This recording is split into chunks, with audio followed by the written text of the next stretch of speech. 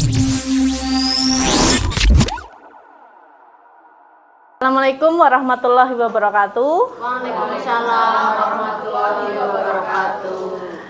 Salam bahagia untuk kita semua. Semuanya bahagia ya? Alhamdulillah. Ya, alhamdulillah bahagia. Marilah kita awali kegiatan ini dengan rasa gembira. Acara hari ini yang pertama, alangkah baiknya kita berdoa terlebih dahulu. Sebelum kita memulai kegiatan, marilah kita berdoa menurut agama dan kepercayaan masing-masing. Berdoa dimulai.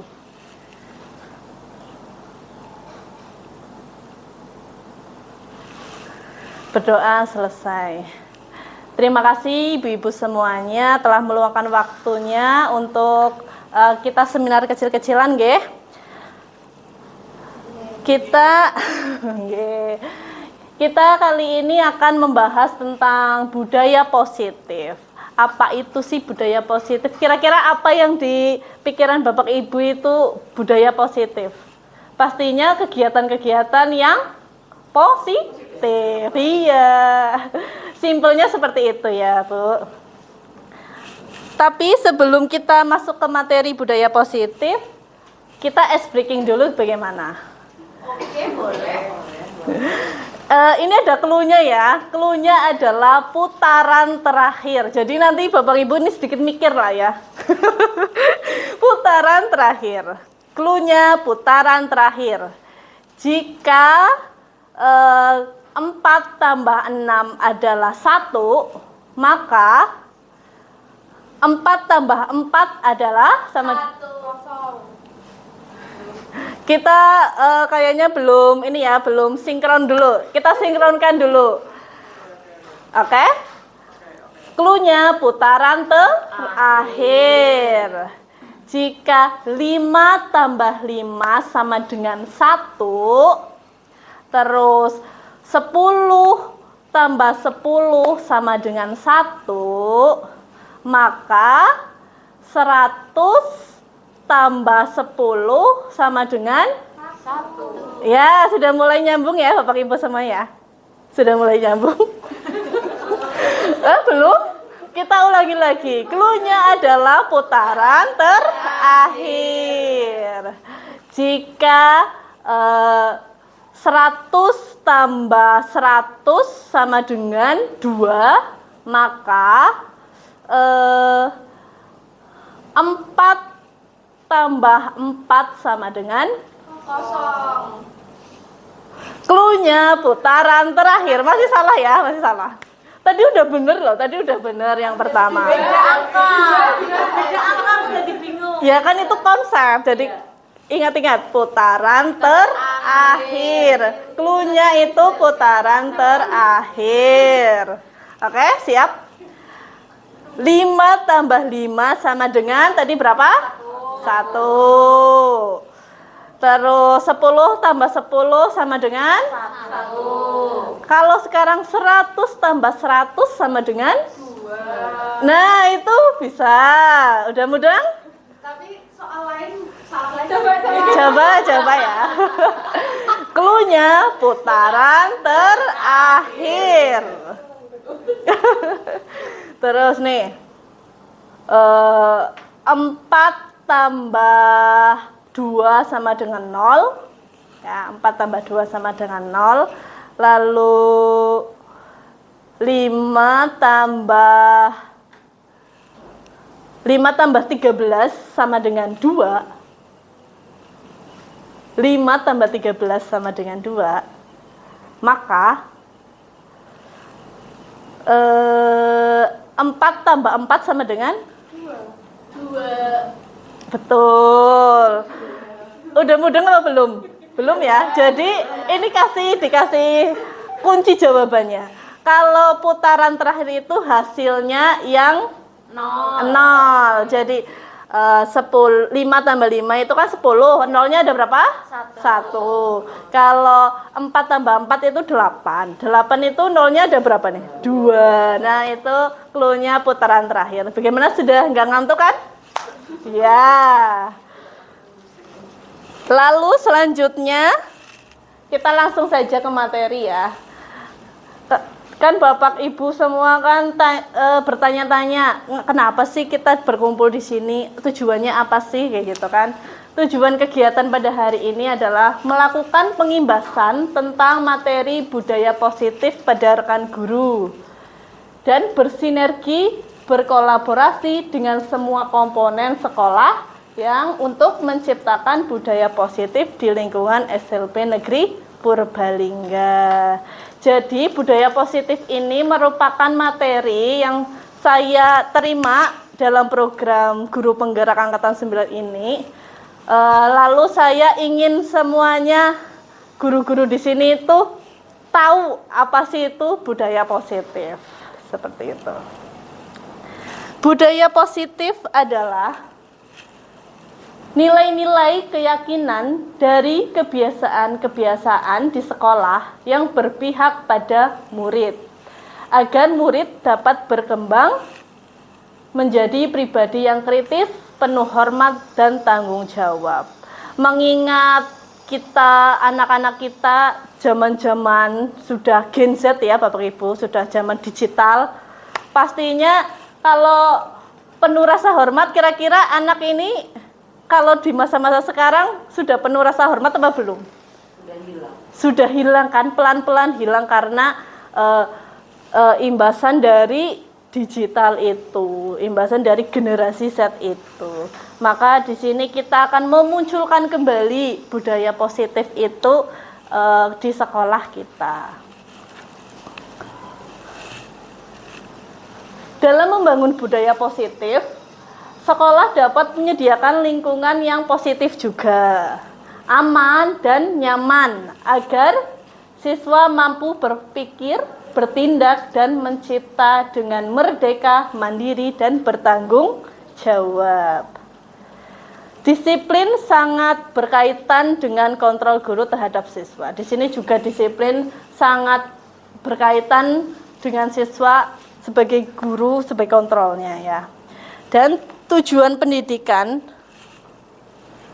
menurut Ki Hajar Dewantoro, tujuan pendidikan adalah menuntun segala kodrat yang ada pada anak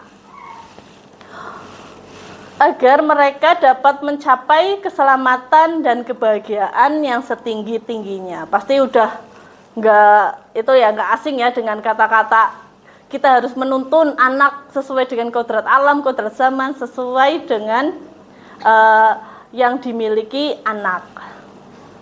Pendidik itu hanya dapat menuntun, ingat ya Bapak Ibu, pendidik itu hanya dapat menuntun tumbuh dan hidupnya kekuatan kodrat yang ada pada anak, agar dapat memperbaiki lakunya, bukan dasarnya, hidup dan tumbuhnya kekuatan kodrat anak. Lalu karena tujuan kita adalah menuntun, bagaimana kita menuntun agar anak itu memiliki disiplin atau budaya yang positif di lingkungan sekolah kita. Nah, ini adalah inti dari konsep inti budaya positif yang akan kita pelajari. Banyak sekali ya Bapak Ibu. Nanti kita bahas satu persatu nggih. Yang pertama ada disiplin positif. Yang kedua, nilai kebijakan universal. Yang ketiga, motivasi perilaku manusia. Yang keempat, kebutuhan dasar. Yang kelima, 5 posisi kontrol. Selanjutnya, keyakinan kelas. Dan terakhir, segitiga restitusi. Lalu, mari kita bahas yang pertama dulu. Tentang miskonsepsi teori kontrol. Jadi, miskonsepsi tentang teori kontrol yang kita miliki itu tentunya terjadi bukan kesalahan ya, tidak terkonsep gitu loh Bu. Yang pertama itu ilusi guru mengontrol murid. Hal ini kita sebagai guru mengontrol perilaku murid, biasanya seperti itu. Biasanya murid itu saat mengontrol karena dirinya itu mengizinkan untuk dirinya dikontrol oleh guru. Biasanya Bapak Ibu, guru semuanya ini mengontrol murid, merasa mengontrol murid apa tidak? Biasanya. Sepertinya kan ingin mengontrol murid ya. Tapi jika murid itu tidak mengizinkan saya untuk manut, aku manutlah sama Bu Guru, pasti tidak akan terjadi perubahan. Nah, ini ilusi guru mengontrol murid itu terjadi jika siswa itu mengizinkan untuk dikontrol ya. Lalu yang kedua adalah ilusi bahwa penguatan positif, efektif dan bermanfaat. Biasanya kita sebagai guru kan terjadi bujukan. Apa ya? Bukan terjadi. Kita membujuk siswa terus menguatkan siswa kayak gitu ya, sebagai bentuk-bentuk kontrol. Tapi kadang kalau kita melalui penguatan atau bujukan itu efeknya tidak akan lama. Karena saya nggak dikuatin sama Bu Guru, saya nggak diberi motivasi sama Bu Guru, aku nggak mau belajar lah kayak gitu kan, biasa seperti itu tidak akan lama. Nah seperti itu biasanya terjadi. Lalu ilusi bahwa kritik dan membuat orang merasa bersalah dapat menguatkan karakter. Nah di sini ini merupakan kalau membuat orang merasa bersalah itu biasanya dengan suara yang lembut. Dengan suara yang lembut terus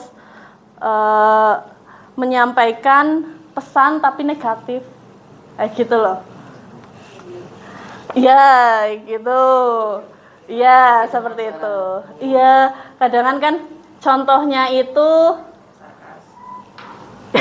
gitu, sarkas juga bukan. Jadi contohnya kalau pembuat merasa bersalah pada siswa itu, jadi nanti kalau Bu Guru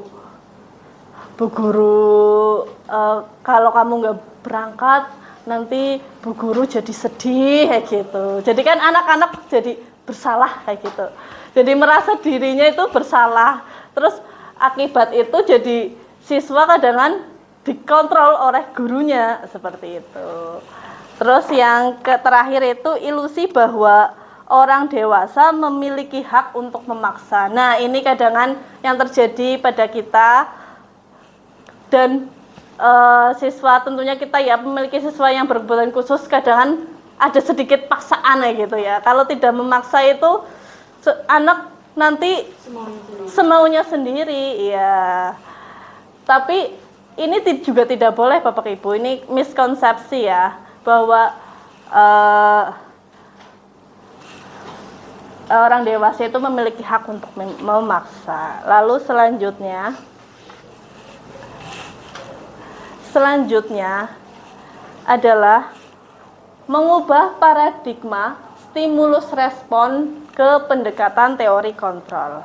Nah, untuk mengatasi tadi yang miskonsepsi, kita harus mengubah paradigma stimulus respon ke pendekatan teori kontrol ini. Jadi stimulus responnya itu kita merasa bahwa realitas kita sama, kebutuhan kita sama, tetapi nyatanya realitas kita berbeda. Padahal realitas kita dan kebutuhan kita itu berbeda, tapi yang stimulus responnya kita menganggap semuanya itu sama. Lalu yang kedua itu semua orang melihat hal yang sama, padahal setiap orang memiliki gambaran yang berbeda-beda. Lalu ada kita mencoba mengubah orang agar berpandangan sama dengan kita. Namun pada kenyataannya kan kita harus berusaha memahami pandangan orang lain tentang dunia. Jadi tidak boleh memaksakan bahwa harus sama pikirannya sama dengan kita gitu. Karena kita melihat kan pandangan orang lain mesti berbeda. Lalu yang keempat itu perilaku buruk dilihat sebagai suatu kesalahan. Padahal semua perilaku memiliki tujuan. Kita melakukan sesuatu pasti ada tujuannya. Begitu juga anak-anak kita. Lalu yang selanjutnya itu ada orang lain bisa mengontrol saya, padahal hanya Anda yang bisa mengontrol diri Anda. Jadi ya kita sendiri yang bisa mengontrol diri kita sendiri, tidak orang lain, seperti itu. Terus selanjutnya saya bisa mengontrol orang lain. Pada kenyataannya Anda tidak bisa mengontrol orang lain. Pastikan nggak semua orang lain itu setuju dengan Anda, ya. Ya. Lalu selanjutnya pemaksaan ada pada saat bujukan gagal. Kadang, nah ini yang sering terjadi. Kalau kita bujuk anak kita gagal, terus kadang muncul paksaan. Padahal kolaborasi dan konsensus menciptakan pilihan-pilihan baru. Terus yang terakhir itu model berpikirnya menang atau kalah. Tapi dalam teori kontrol model berpikir menang gitu, selalu menang. Selanjutnya kita masuk ke materi yang kedua adalah disiplin positif. Disiplin berasal dari kata disiplina yang artinya belajar. Disiplin mengacu pada disiplin diri, memiliki tanggung jawab terhadap apa yang dilakukannya berdasarkan nilai-nilai yang diyakini. Disiplin positif merupakan salah satu cara penerapan disiplin yang bertujuan untuk menumbuhkan kesadaran serta memberdayakan peserta didik tanpa imbalan penghargaan atau reward, ancaman atau hukuman. Sebagai pendidik, tujuan kita adalah menciptakan peserta didik yang memiliki disiplin diri sehingga mereka berperilaku mengacu pada nilai-nilai kebajikan universal dan memiliki motivasi intrinsik dalam perubahan perilaku ke arah yang lebih baik. Nah, tadi sudah kita singgung nilai-nilai kebijakan. Nilai kebijakan itu apa sih? Nilai kebijakan itu adalah sifat-sifat positif manusia yang merupakan tujuan mulia yang ingin dicapai setiap individu. Nilai-nilai tersebut bersifat universal yang disepakati bersama, lepas dari suku bangsa, agama, bahasa maupun latar belakangnya. Setiap perilaku disiplin atau perbuatan memiliki satu tujuan. Dengan mengaitkan nilai-nilai kebajikan yang diyakini seorang, maka motivasi intrinsik akan terbangun sehingga menggerakkan motivasi dari dalam untuk dapat mencapai tujuan yang mulia yang diinginkan. Nah, contoh-contoh nilai kebajikan. Kebajikan apa sih? Kita sudah tidak asing dengan namanya profil pelajar Pancasila. Profil pelajar Pancasila ini memiliki berapa elemen, Bapak Ibu? Ada? 6. Yang pertama adalah beriman, bertakwa kepada Tuhan Yang Maha Esa dan berakhlak mulia. Mandiri, bernalar kritis, berkebinekaan global, bergotong royong, dan kreatif. Ini contoh nilai-nilai kebajikan. Lalu kita beranjak lagi ke materi yang selanjutnya adalah motivasi perilaku manusia. Nah, ini adalah motivasi perilaku manusia, ada dua, yaitu eksternal dan internal.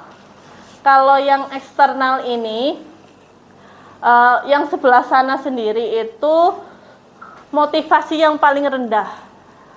Biasanya untuk menghindari ketidaknyamanan atau hukuman. Nah, ini biasanya untuk orang-orang yang mager, ini biasanya digunakan menghindari hukuman dan ketidaknyamanan. Contohnya itu kalau murid lebih baik saya berangkat gasik, berangkat tepat waktu daripada mendapat hukuman. Nah, itu motivasinya seperti itu. Daripada sih aku dapat hukuman, mending sih mangkat gasik kayak gitu. Nah, selanjutnya adalah untuk mendapatkan imbalan atau penghargaan dari orang lain. Kalau ini biasanya terjadi tapi nanti efeknya tidak akan lama karena mendapatkan imbalan. Jadi kalau contohnya itu aku mau berangkat tepat waktu lah biar dikasih permen sama bu guru, berarti kan itu ada tujuan, iya ada maunya, ada tujuan, ingin mendapatkan imbalan, ingin mendapatkan penghargaan dari orang lain. Tapi nanti ini efeknya tidak baik, efeknya nanti jadi ingin imbalan-imbalan terus kayak gitu. Itu dari motivasi eksternal. Terus motivasi internal. Ini untuk menjadi orang yang mereka inginkan dan menghargai diri sendiri dengan nilai-nilai yang mereka percaya.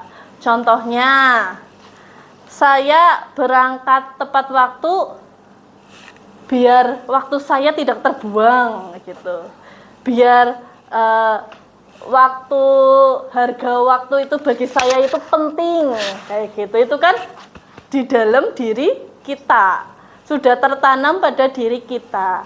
Nah, sudah saya jelaskan tadi motivasi eksternal dan motivasi internal. Ini yang lebih baik yang mana coba Bapak Ibu? Yang internal ya. Jadi karena muncul dari dalam diri sendiri, kesadaran kita sendiri seperti itu. Memang sangat efektif itu yang pertama. Jadi kita itu lebih disiplin kayak gitu untuk diri kita. Lalu ini apa sih perbedaan hukuman, konsekuensi, dan restitusi? Kalau hukuman itu tidak terencana atau tiba-tiba. Murid tidak tahu apa-apa yang akan terjadi. Tidak dilibatkan atau tidak dilibatkan. Bersifat satu arah.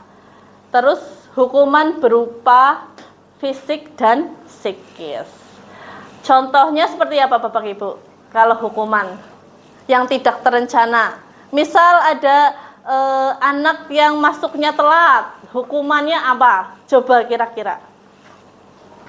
Berlari keliling lapangan. Nah, itu terencana apa tidak? Kadang tidak terencana kan? Kita secara tiba-tiba mengucapkan, kamu berangkatnya telat, kamu keliling lapangan dulu 10 kali baru boleh masuk kelas kayak gitu. Itu namanya hukuman karena tidak terencana, bersifat satu arah. Kita tidak menanyakan kepada muridnya mau apa tidak, kenapa terlambat seperti itu. Yang kedua adalah konsekuensi, yaitu terencana atau disepakati sesuai aturan. Yang kedua, murid tetap dibuat tidak nyaman. Lalu sikap guru selalu memonitor murid. Contohnya itu konsekuensi, misalkan murid terlambat datang ke sekolah. Kalau murid terlambat datang sekolah itu sudah ada peraturan.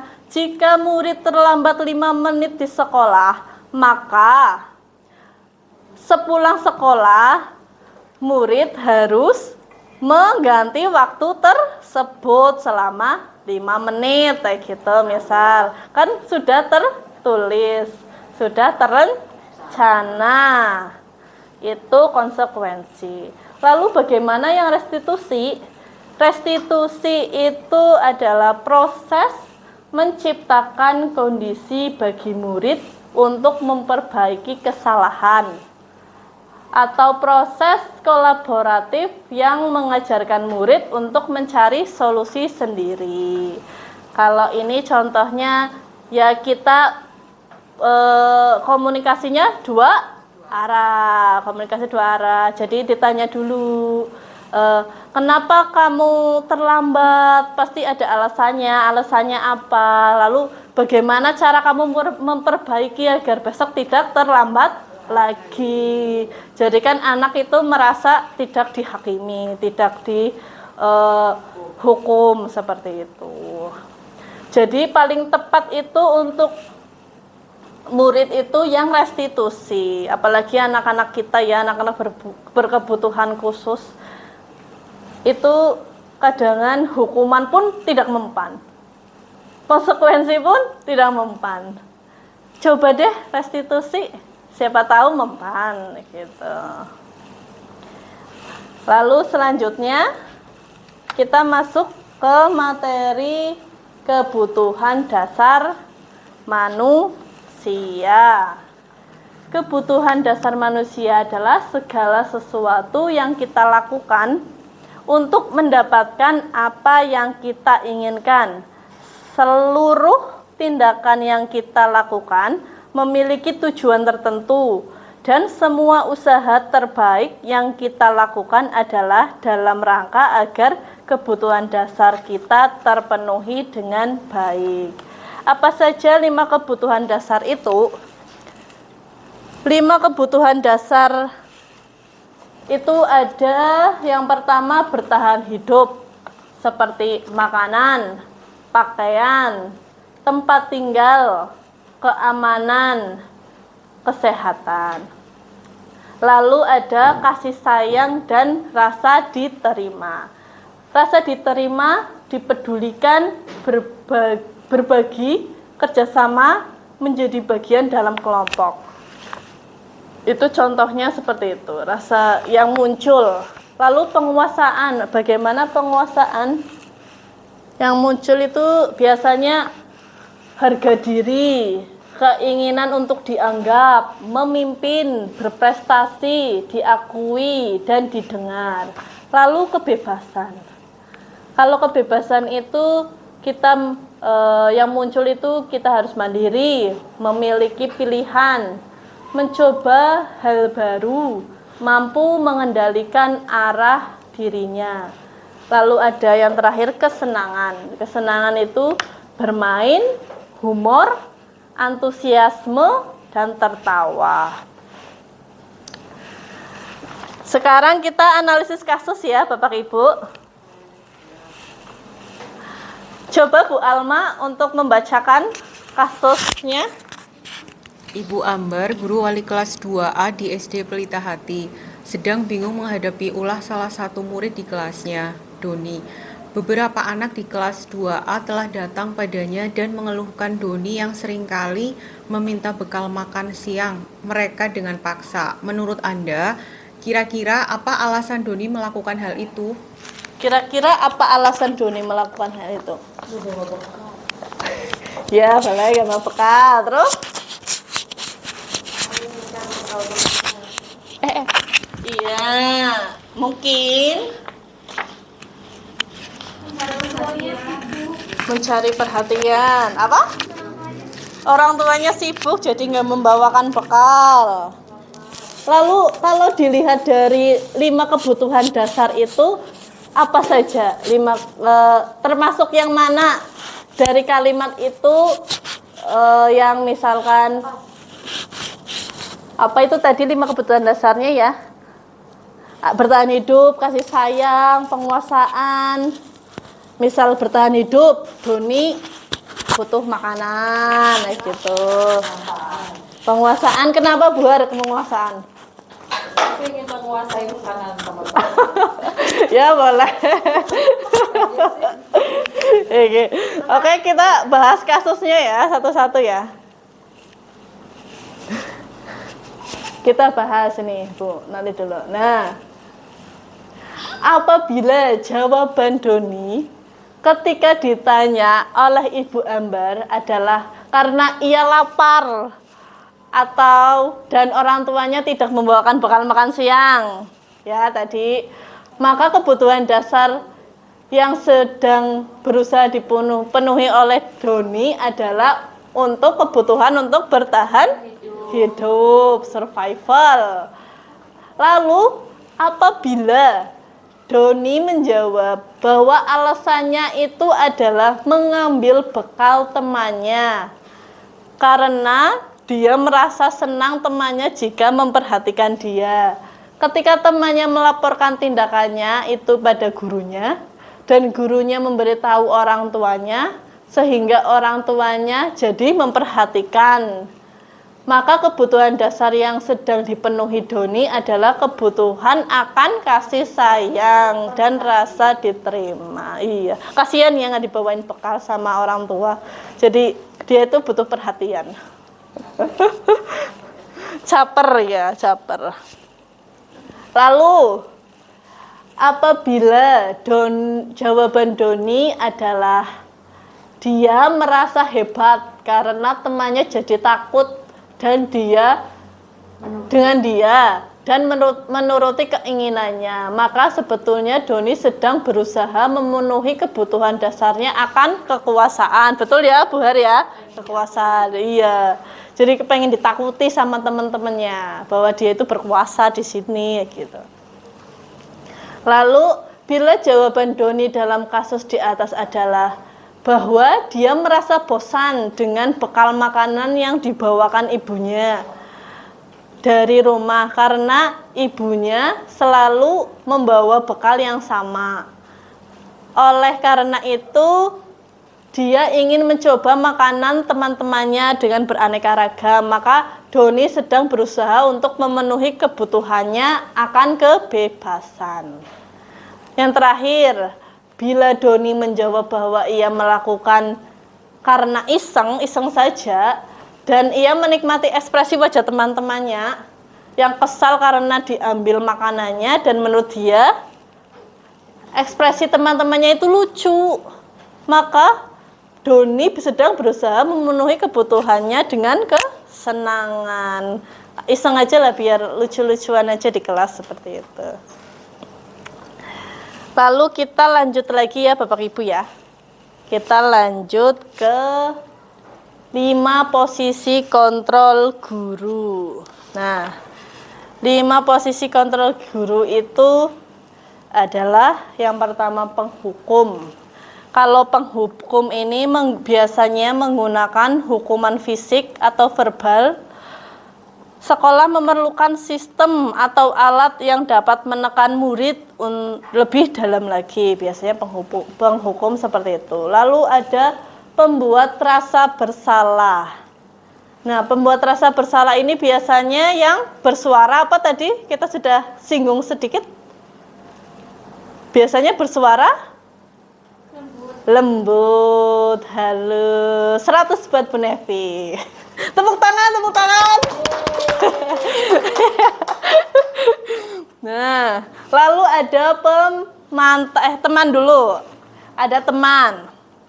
Biasanya guru pada posisi ini tidak akan menyakiti muridnya, namun akan tetap berupaya mengontrol murid melalui persuasi. Lalu ada yang keempat adalah pemantau. Di sini seorang pemantau sangat mengandalkan perhitungan, catatan, data yang dapat digunakan sebagai bukti atas perilaku seseorang. Posisi ini akan menggunakan stiker, slip catatan, daftar cek. Biasanya seperti itu, dipantau lah ya Bu. Harus ada catatannya biasanya. Lalu yang kelima adalah manajer. Manajer, posisi ini di mana guru berbuat sesuatu bersama dengan murid, mempersilakan murid bertanggung jawab atas perilakunya, mendukung murid agar dapat menemukan solusi atas permasalahan sendiri. Nah, ini ada contoh kasus, kita memecahkan kasus lagi ya. Ini contoh kasusnya. Jika ada kasus siswa tidak memakai atribut lengkap saat upacara bendera. Kalau kita sebagai penghukum, maka kita akan berbicara hormat pada bendera selama 1 jam gitu. Tapi kalau anak-anak SLB kadang banyak banget yang melanggar. Kita lihat ya hari Senin ya, kalau upacara kan nggak memakai dasi, nggak memakai topi. Kalau misalkan hormat bendera selama 1 jam mungkin jadi 1 kompi. Ya ini contoh guru berperilaku penghukum. Lalu kalau pembuat merasa bersalah, biasanya guru ini akan ngomong, akan berbicara, berapa kali ibu harus memberitahu kamu selalu saja mengecewakan ibu. Jadi membuat anak itu merasa bersalah. Tapi kadang anak kalau untuk kita kayaknya membuat rasa kecewa itu lebih apa ya? Biasa dilakukan seperti itu ya di sini ya. Jangan gitulah, nanti bu guru sedih, nanti bu guru kecewa gitu ya. Nah, selanjutnya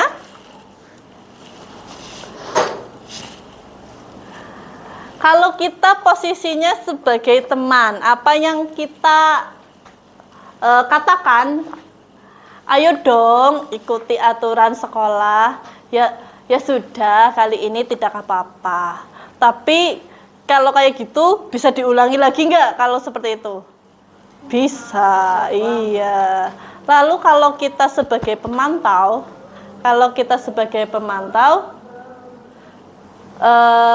ini yang guru katakan, kamu sudah melanggar aturan sekolah. Kamu tahu konsekuensinya. Setelah upacara, kamu beli atributnya dan jangan diulangi lagi. Seperti itu kalau kita jadi seorang pemantau. Nah, dari kelima posisi kontrol tersebut, kita itu bisa nggak sih kita itu posisinya sebagai manajer? Nah, karena posisi manajer itu paling baik untuk kita sebagai guru. Yaitu ya kata-kata yang muncul adalah, apakah kamu tahu kesalahanmu? Kira-kira bagaimana kamu memperbaiki kesalahanmu? Jadi biasanya kalau kita ini dulu ya Bu, soalnya ada azan, harus menghormati azan dulu. Ya Bapak Ibu, maaf terjeda sebentar ya karena tadi ada azan. Kita lanjutkan lagi ya. Jadi tujuan kita itu menjadi seorang manajer. Kalau seorang manajer itu nanti akan timbul kata-kata atau pertanyaan, apakah kamu tahu kesalahanmu? Kira-kira bagaimana kamu memperbaiki kesalahanmu? Biasanya kalau anak yang menemukan solusinya, dia kan tidak merasa terpaksa, jadi solusinya itu udah dari dalam diri anak. Iya, jadi nanti malah berhasil kayak gitu. Jadi nanti atributnya lengkap karena solusinya sudah timbul dari dalam diri anak itu. Nah, sekarang coba Bapak Ibu siap, ini ada game ya. Bukan game sih, menjawab pertanyaan seperti biasa. Kita sudah belajar 5 posisi kontrol guru ya. Kalau ada kata-kata, saya kecewa sekali dengan kamu, posisi kontrol apakah aku? Apa Bu Niki? Membuat rasa bersalah. Oh iya, 100 buat Bu Niki, tepuk tangan. Coba lagi, sekarang Buhar coba. Coba Buhar dibacakan. Kamu tidak pernah benar melakukannya. Posisi kontrol apakah aku? Kalau kamu tidak pernah benar melakukannya.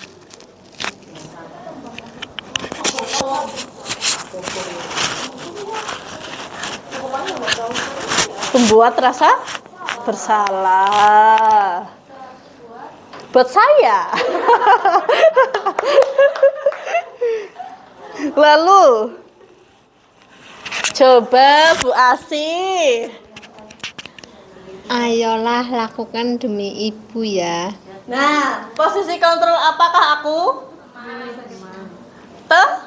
Teman. Ayolah lakukan demi ibu, gitu biasanya. Lalu selanjutnya, sekarang Bu Nevi coba. Kamu terlambat 15 menit. Apakah kamu sudah mengerti konsekuensi yang harus dilakukan bila terlambat? Nah, kalau seperti ini, bukan ya, pemantau. Ini pemantau karena mengacu pada konsekuensi karena melihat catatan-catatan seperti itu. Ya. Selanjutnya, nah, Bu Eti. Baca. Apa rencanamu untuk menyelesaikan masalah ini? Nah, ini posisi kontrol apakah aku? Manajer. Manajer. Tepuk tangan untuk kita semua yang akan menjadi manajer untuk murid-murid kita. Amin. Nah, jadi posisi yang paling baik adalah posisi kontrol guru sebagai manajer. Sebentar ya, saya pasang ini dulu.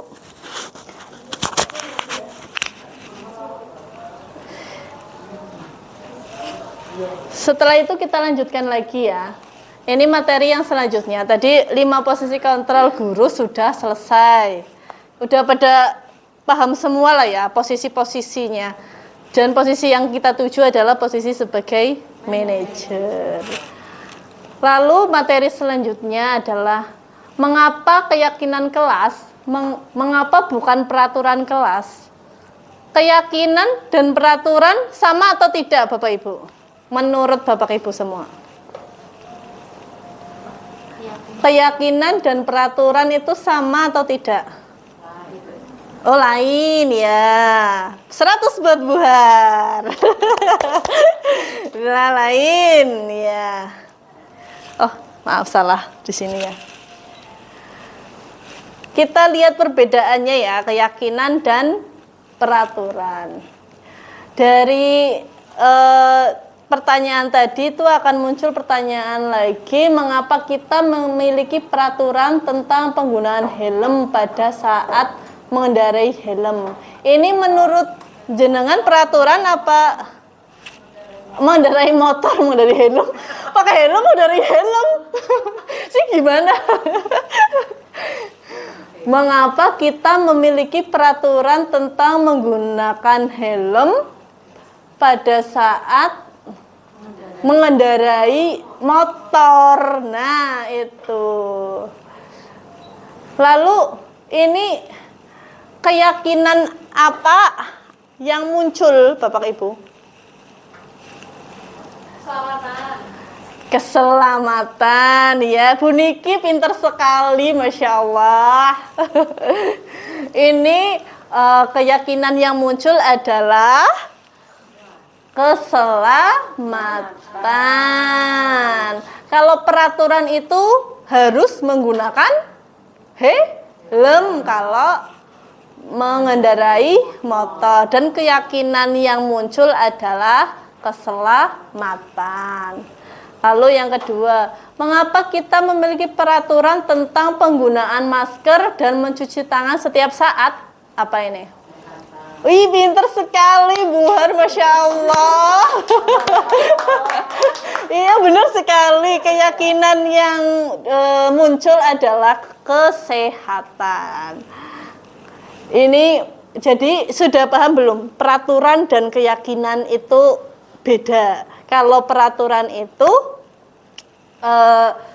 lebih terperinci ya, seperti harus menggunakan masker, harus menggunakan helm. Tapi kalau keyakinan itu bersifat universal, seperti tadi keselamatan, kesehatan. Saya yakin saya selamat, saya yakin saya sehat kayak gitu. Itu keyakinan kelas. Nilai-nilai keselamatan atau kesehatan inilah yang kita sebut sebagai suatu keyakinan, yaitu nilai-nilai kebajikan yang universal yang telah disepakati secara tersirat dan tersurat. Nah, perlu nggak sih kita membentuk keyakinan kelas? Perlu nggak Bapak Ibu? Perlu. Pembentukan keyakinan kelas ini bersifat lebih abstrak, berupa pernyataan universal dibuat dalam bentuk pernyataan positif, sesuai dengan kondisi kelas dan sekolah sehingga mudah diterapkan. Semua warga sekolah dan kelas dilibatkan. Jadi untuk membuat keyakinan kelas itu anak-anak kita, murid-murid kita itu dilibatkan untuk membuat kesepakatan, keyakinan, kayak gitu. Sekarang kita menjawab pertanyaan lagi ya Bapak Ibu ya. Coba, kalau nomor 1, selalu kembalikan buku pada tempatnya. Keyakinan kelas yang muncul adalah tanggung jawab dan disiplin. Lalu yang kedua, dilarang mengganggu orang lain. Kira-kira apa ini? Keyakinan kelas yang timbul. Bisa menghormati orang lain, menghargai orang lain. Lalu, hadir di sekolah 15 menit sebelum pembelajaran dimulai. Ya, bisa. Terus komitmen juga bisa itu. Kita berkomitmen 15 menit. Misalkan kita membuat keyakinan di kelas bahwa 15 menit ya Ibu Guru harapkan anak-anak itu sudah sampai di kelas. Terus anak-anak sudah setuju Bu, setuju gitu. Berarti itu harus kita tanamkan pada diri anak sebagai sebuah komitmen, janji ya gitu. Nanti jadi anak memiliki tanggung jawab juga dan berkomitmen. Lalu yang sebentar ya Bapak Ibu, ada komat sebentar. Nanti kita lanjutkan.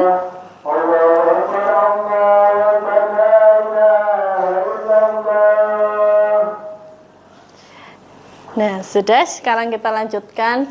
Kalau yang keempat, dilarang melakukan kekerasan. Ini apa? Keyakinan yang muncul apa Bapak Ibu? Dilarang melakukan kekerasan. Kira-kira yang muncul apa? Bisa keselamatan.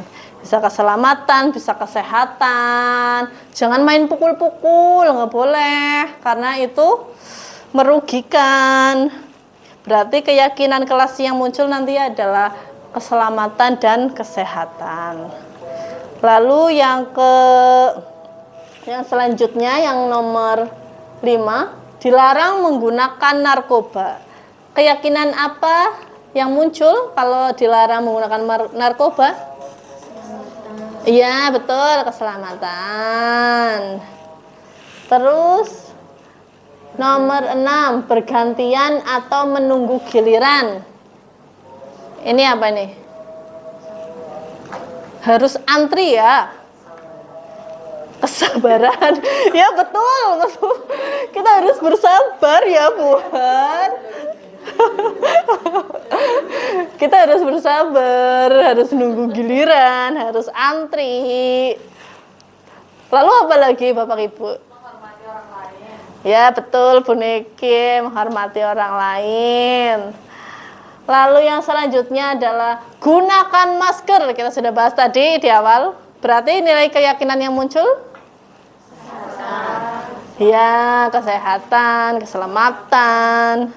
Yang terakhir, jangan berlari di kelas atau koridor. Apa ini? Apa Bu Asih? Oh iya betul sekali, keselamatan Bu Asih, suaranya lembut ini yang penting jangan jadi pembuat rasa bersalah ya Bu Asih. Kita harus itu hanya biar kita nggak ngantuk lah ya. Kita bercanda, kita santai saja ya Bapak Ibu ya. Saya di sini bukan menggurui loh, kita belajar bareng-bareng, kita sharing, oke? Oke. Nah, jangan beralih di kelas atau koridor itu, keyakinan yang muncul adalah keselamatan, keamanan juga bisa. Coba kita lihat ya, apakah betul jawaban teman-teman semua. Nah, ini dia jawabannya. Betul Bu Har tadi, bersabar. 100 buat Bu Har.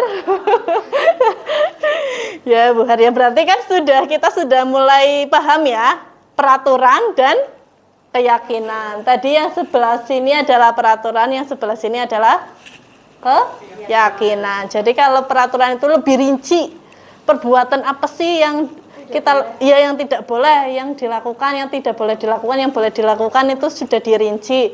Tapi keyakinan kelas itu bersifat universal, yang umum gitu. Lalu selanjutnya adalah segitiga restitusi. Segitiga restitusi adalah proses menciptakan kondisi bagi murid untuk memperbaiki kesalahan mereka sehingga mereka bisa kembali pada kelompok mereka dengan karakter yang lebih kuat. Kalau melihat segitiga restitusi ini berarti peran kontrol kita sebagai guru harus menjadi seorang manajer. Betul sekali Bapak Ibu, karena menciptakan kondisi bagi murid untuk memperbaiki kesalahan mereka sehingga mereka bisa kembali pada kelompok mereka. Seperti itu. Apa saja sih langkah-langkah restitusi ini? Ada 3 langkah ya Bapak Ibu. Ada 3 langkah segitiga restitusi. Yang pertama adalah menstabilkan identitas. Yang kedua adalah validasi tindakan yang salah.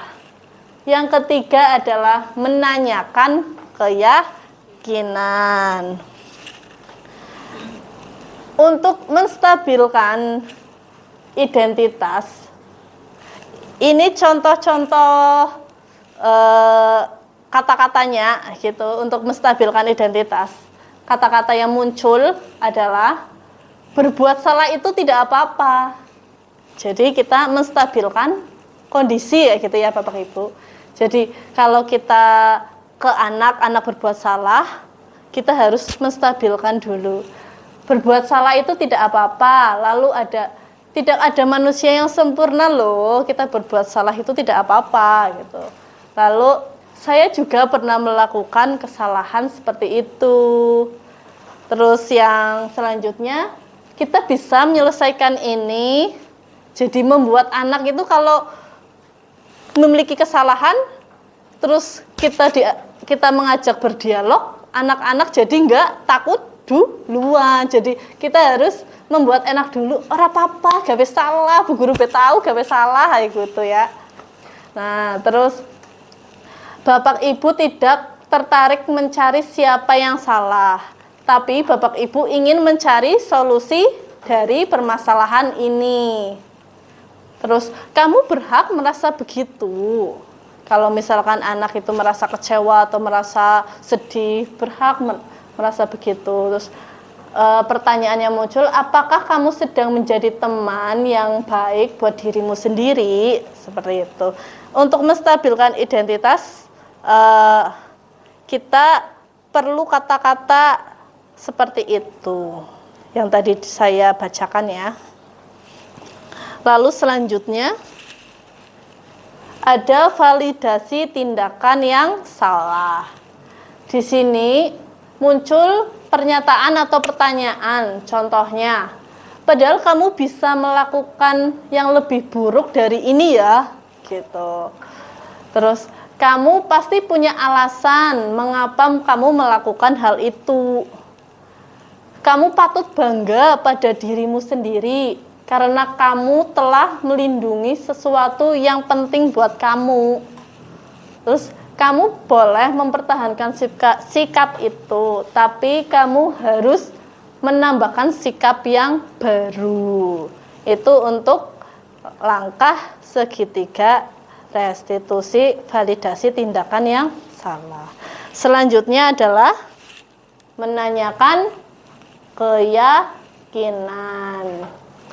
Nah, di sini menanyakan keyakinan biasanya akan muncul pertanyaan, apa yang kita percaya sebagai kelas atau keluarga? Lalu apa nilai-nilai umum yang kita telah sepakati? Apa bayangan kita tentang kelas yang ideal? Kamu mau jadi orang seperti apa? Lalu keyakinan kelas apa yang sudah kamu langgar, seperti itu. Kita sudah mempelajari 3 langkah restitusi. Biar lebih paham lagi, saya kasih contoh ya Bapak Ibu. Tahu kan Aulia kelas kita, sekolah kita, bersekolah di sini, biasanya memakai sepatu berwarna putih, ya kan? Nah, kalau memakai sepatu berwarna putih sehingga menyalahi aturan yang ada di sekolah. Karena peraturan di sekolah adalah memakai sepatu berwarna hitam. Duh, ini malahan enggak gitu ya.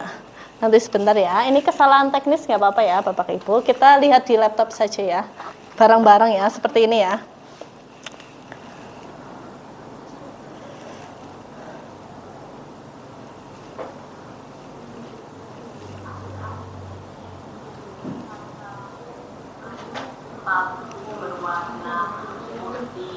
Nah, seperti ini. Di sekolah kita harus memakai sepatu berwarna hitam. Tidak boleh pakai sepatu berwarna putih.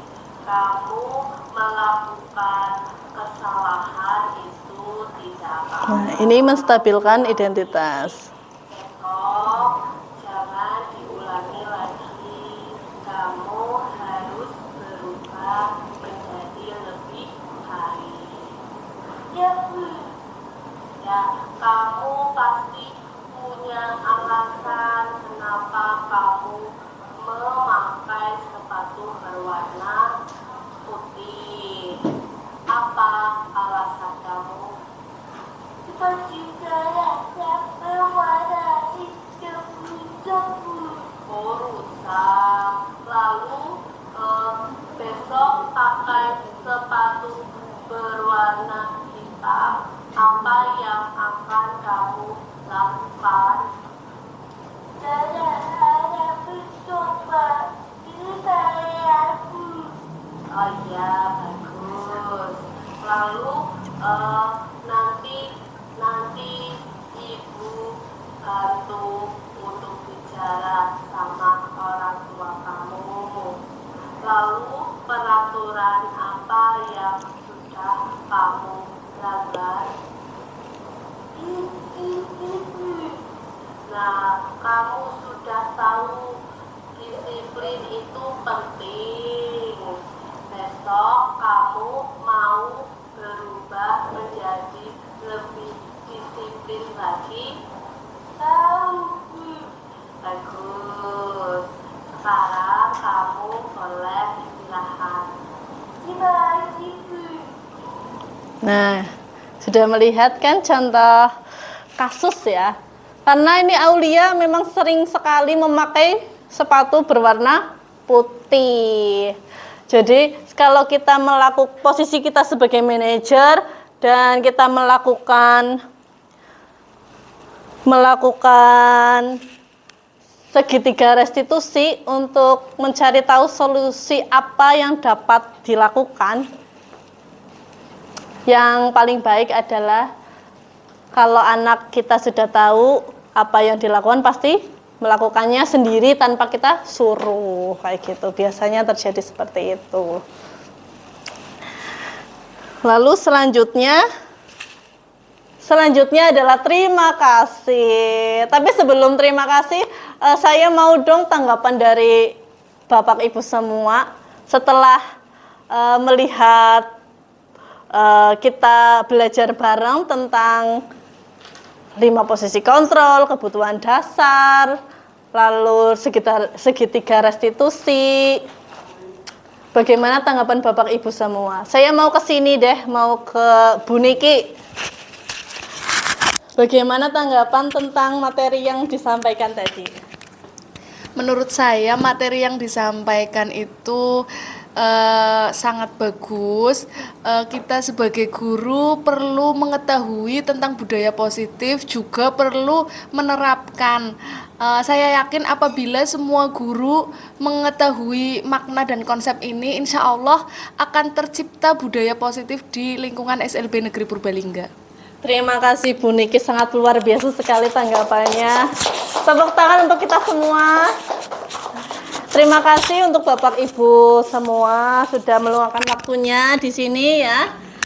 Karena tadi kita tutup acara kita dengan doa, maka alangkah lebih baiknya kita tutup acara kita dengan doa pula. Marilah kita tutup acara kita kegiatan hari ini dengan membaca doa menurut agama dan kepercayaan masing-masing. Berdoa dimulai.